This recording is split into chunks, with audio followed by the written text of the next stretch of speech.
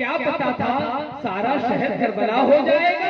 تم آندھیا لے کر آؤ، ہم چراغ لے کے آتے ہیں، آج یہیں پہ ہم کو باطل کا فیصلہ ہو جائے گا۔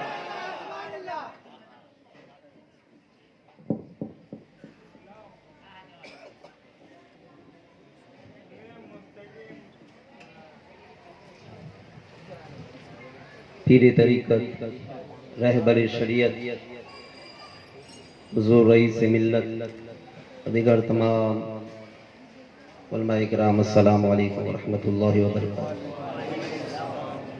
الحمدللہ رب العالمین والعاقبۃ للمتقین، والصلاة والسلام علی سید الانبیاء والمرسلین، اما بعد فاعوذ باللہ من الشیطان الرجیم، بسم اللہ الرحمن الرحیم، الا ان اولیاء اللہ لا خوف علیہم ولا هم يحزنون، صدق اللہ العظیم۔ ببرکت ان اللہ وملائکتہ یصلون علی النبی، یا ایھا الذین آمنوا صلوا علیہ وسلموا تسلیما، اللہم صلی علی سیدنا مولانا محمد وبارک وسلم، صلاۃ و سلام علیک یا رسول اللہ صلی اللہ تعالی علیہ وسلم۔ حضرات محترم،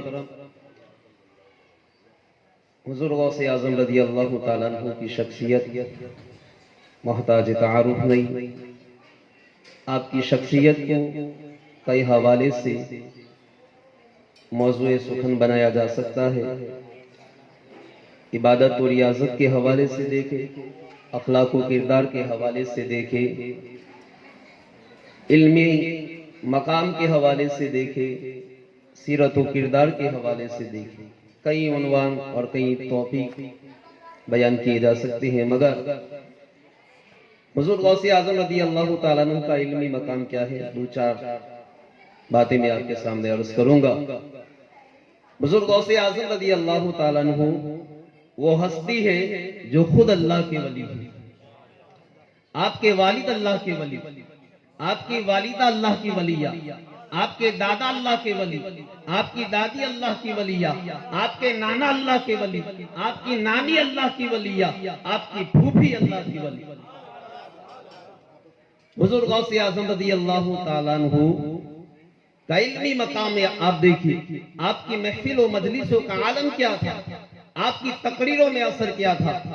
شروع میں حضور غوث پاک رضی اللہ تعالیٰ عنہ وعظ نہیں کہتے تھے، درس نہیں دیتے تھے، تقریر نہیں کرتے تھے۔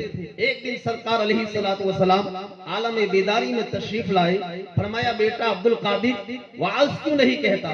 عرض کیا حضور میں عجمی ہوں اور یہ عربی ہے، میں ان کے سامنے کیسے گفتگو کر پاؤں گا؟ تو سرکار نے فرمایا کہ بیٹا اپنا منہ کھولو۔ اب میرے نبی نے 7 مرتبہ اپنا لعاب دہن ڈال دیا۔ لعاب رسول کا اثر یہ ہے کہ حضرت گرامی مصطفیٰ کریم علیہ السلام کا لعاب ایک خود معجزہ ہے۔ آپ دیکھیے میرے نبی کا لعاب وہ ہے کہ حضرت جابر کی ہنڈیوں میں ڈال دیا تو کئی دنوں تک کھانا ختم نہیں ہوا۔ یہی لعاب عامر بن قریظ صحابی رسول ہے، ایک دفعہ حضور نے اپنا لعاب ان کے منہ میں ڈالا۔ اب مدینے میں جو بھی کوئی بور کرواتا ہے، کنواں کھودتا ہے، وہاں پانی نہیں نکلتا ہے، عامر بن قریظ کو لے جاتے ہیں، وہ جہاں دھوپ دیتے ہیں پانی کے چشمے جاری ہو جاتے ہیں۔ تو ایک دفعہ عامر بن قریظ نے حضور کا لعاب چوسا تو یہ ان کی شان ہے۔ سرکار نے 7 مرتبہ اپنا لعاب دہن حضور غوث اعظم کی منہ میں ڈال دیا۔ اب مجھے بتاؤ فصاحت و بلاغت کا عالم کیا ہوگا، حضور غوث پاک کی تقریر کا اثر کیا ہوگا۔ اب غوث پاک تقریر فرماتے ہیں، 70 ہزار کا مجمع ہوتا ہے، 400 علماء ہر وقت آپ کی محفل میں موجود ہوتے، اور جو بات غوث اعظم ارشاد فرماتے وہ اسے لکھ لیا کرتے ہیں۔ شیخ عبدالحق محدث دہلوی اخبار الاخیار میں لکھتے ہیں کہ حضور غوث اعظم رضی اللہ تعالیٰ عنہ کی محفل کا عالم یہ تھا کہ کل اولیاء اللہ، انبیاء کرام جسمانی حیات کے ساتھ، ارواح کے ساتھ غوث اعظم کی محفل میں تشریف لاتے، خود پیارے مصطفیٰ تشریف لاتے تاکہ اپنے شہزادے کی تربیت فرمائے۔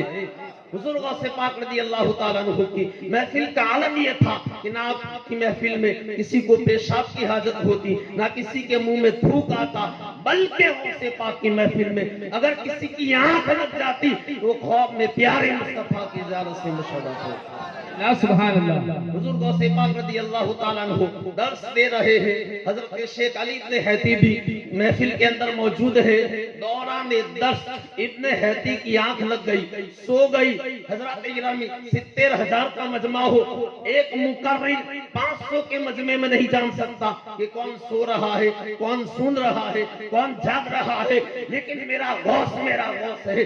70,000 کے مجمع میں غوث اعظم نے دیکھ لیا کہ علی ابن حیتی سو رہے ہیں. غوث پاک نے درس روک دیا, منبر سے نیچے اترے, ابن حیتی کے سامنے آئے, ہاتھ باندھ کے کھڑے ہو گئے. محفل پر سکوت تاری ہے, سناٹا تاری ہے. تھوڑی دیر کے بعد ابن حیتی کی آنکھ کھل گئی. سامنے غوث پاک کو دیکھا, عرض کیا حضور آپ یہاں کیوں آئے ہیں؟ فرمایا ابن حیتی بتا تو خواب میں کسے دیکھ رہا تھا؟ عرض کیا یا نبی, عرض کیا کہ اے غوث اعظم آپ کے نانا نبی پاک کی زیارت کر رہا تھا, لیکن آپ نے درس کو کیوں روک دیا؟ میرے سامنے ہاتھ باندھ کے کیوں کھڑے ہیں؟ تو غوث پاک نے فرمایا کہ ابن حیتی تو خواب میں دیکھ رہا تھا اور میں وہاں منبر سے دیکھ رہا تھا تو میرے نانا تیرے خواب میں آئے ہوئے ہیں, اس لیے میں نے درس کو روک دیا اور تیرے سامنے ہاتھ باندھ کے کھڑا ہو گیا. اللہ شان ہے. حضور غوث پاک رضی اللہ تعالیٰ عنہ کی آخری ایک بات, حضور غوث پاک کا شہرہ ہے,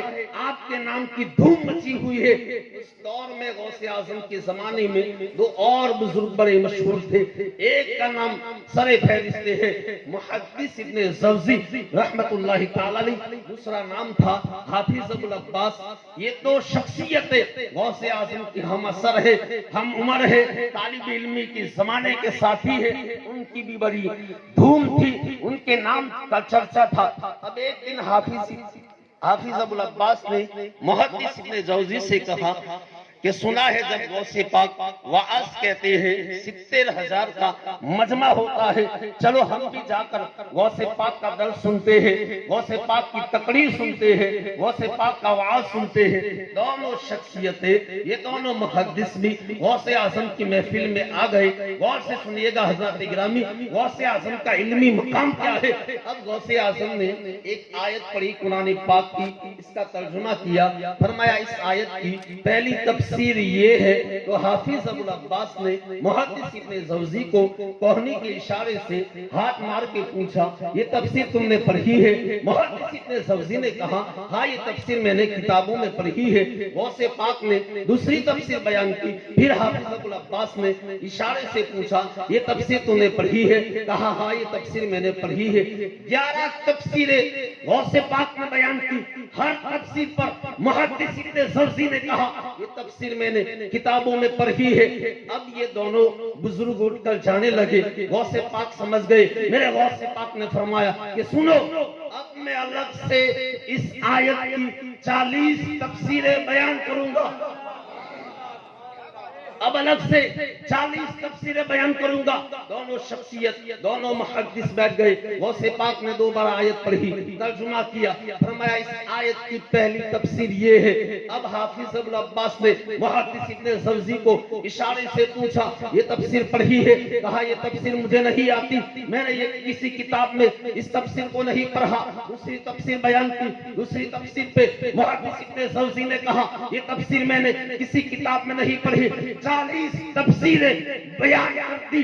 40 تفاسیر بیان کرنے کے بعد غوث پاک نے فرمایا یہ تو کال تھا, اب عبد القادر اپنے حال کی طرف لوٹتا ہے. بس اتنا کہنا تھا کہ محدث ابن جوزی پر وجہ طاری ہو گیا. بڑے مجمع میں کھڑے ہو گئے, کپڑے پھاڑنے لگے, امامہ پھینک دیا. لوگوں نے کہا اے ابن جوزی کیا ہو گیا؟ محدث ابن جوزی نے کہا کہ سنو 11 تفسیریں تو وہ تھی. غور سے سنیے گا حضرات گرامی.